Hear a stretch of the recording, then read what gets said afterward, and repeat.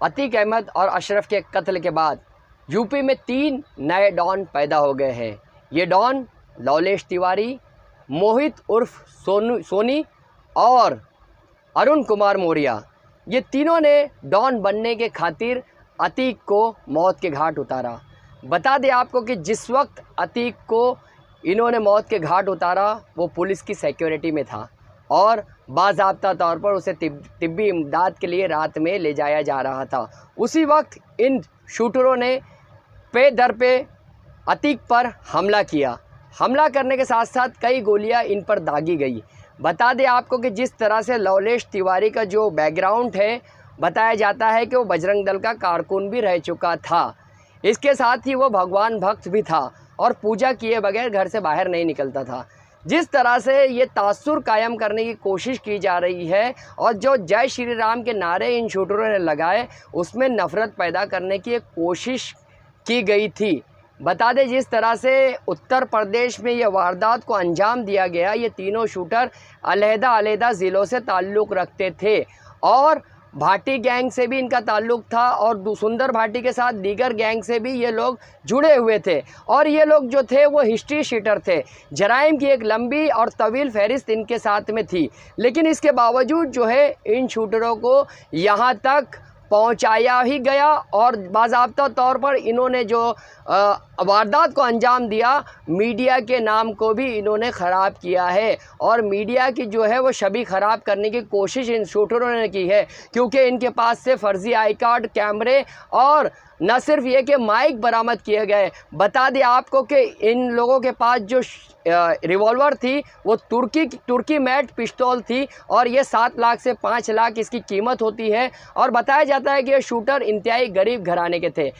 किन लोगों ने इन्हें शूटर बनाया और किसके इशारे पर अतीक और अशरफ को मौत के घाट उतारा गया, कत्ल किया गया और जिस तरीके से इस साजिश को अंजाम दिया गया, इसके पीछे कई सवाल उठे हैं और सियासी तौर पर भी इस कत्ल को मंसूबाबंद साजिश का नतीजा करार दिया गया है। बता दें जिस तरह से अतीक और अशरफ को हलाक किया गया, उसके बाद जो है इलाहाबाद में जो है कशीदगी अब भी बरकरार है। प्रयागराज में जो है सिक्योरिटी सख्त कर दी गई है। जिस तरह से जो है एक कहावत है कि दूध का जला छाछ भी फूंक फूंक के पीता है, इन तीनों शूटरों की सिक्योरिटी इस कदर सख्त की गई है। जब इन्हें कोर्ट में पेश किया गया तो इनकी सिक्योरिटी ऐसी थी कि परिंदा भी पर ना मार सके, जबकि अतीक अहमद और अशरफ ने अपनी जान को खतरा करार दिया था।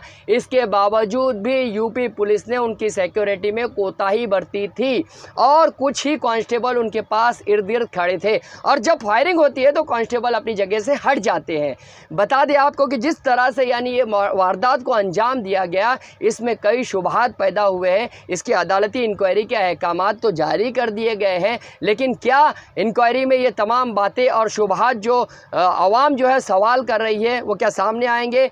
अतीक का एक जज्बाती पैगाम जिसने एक तकरीर में ये कहा है कि मुसलमानों को जो है वो तालीम हासिल करना चाहिए, मुसलमानों को वो नसीहत कर रहा है, लेकिन जिसके बाद जो है ये सोशल मीडिया पे ये बात अब वायरल हो गई है कि अतीक की सिक्योरिटी में कहीं ना कहीं जो है वो कोताही कसदन की गई है। ये सोशल मीडिया के पोस्ट में अक्सर ये बातें कही जा रही है। कुछ लोग इंसाफ पसंद ये सवाल कर रहे हैं। ये भी बताया जा रहा है कि जिस तरह से इन शूटरों की जो है अभी जो सिक्योरिटी दी गई है, जिस तरह से एक परिंदा भी पर नहीं मार सकता, क्या अतीक और अशरफ को इस तरह की सिक्योरिटी नहीं दी जा सकती थी? जबकि बता दें आपको कि सोशल मीडिया पे तरह तरह की बातें की जा रही है। कोई जो है अतीक अहमद के खिलाफ तबसरा कर रहा है और कोई जो है उसकी हिमायत में तबसरा कर रहा है और कोई जो है अतीक अहमद को न सिर्फ ये कि मसीहा करार दे रहा है और कोई जो है इसे तबका खास से जोड़ कर देख रहा है। बता दें आपको कि इससे जो है हिंदू मुस्लिम में नफ़रत पैदा करने की कोशिश भी की जा रही है। जिस तरीके से ये वारदात को अंजाम दिया गया, अंडरवर्ल्ड और दहशतगर्दों का किसी मज़हब से कोई ताल्लुक़ नहीं होता है। ये तमाम लोगों को समझ लेना चाहिए। आवाम जो है तरह तरह के सवाल जो है सोशल मीडिया पे कर रही है, इन सवाल के जवाब मिलना भी ज़रूरी है। जिस तरह से ये मामले को पूरा किया गया, इसमें कहीं ना कहीं जो है कुछ चीज़ें जो है अब भी पोशीदा है। जबकि अतीक की बेवा परवीन अब भी वांटेड है। गुड्डू मुस्लिम जो अब तक नहीं पकड़ा गया, गुड्डू मुस्लिम का नाम जब अशरफ लेता है उसी वक्त बेदरीक गोलीबारी उस पर किया जाता है। तो क्या मामला था? गुड्डू मुस्लिम जो है वो क्या अहम कड़ी थी और गुड्डू मुस्लिम ने जो है उमेश पाल के कत्ल को अंजाम दिया, उसके साथ असद भी था।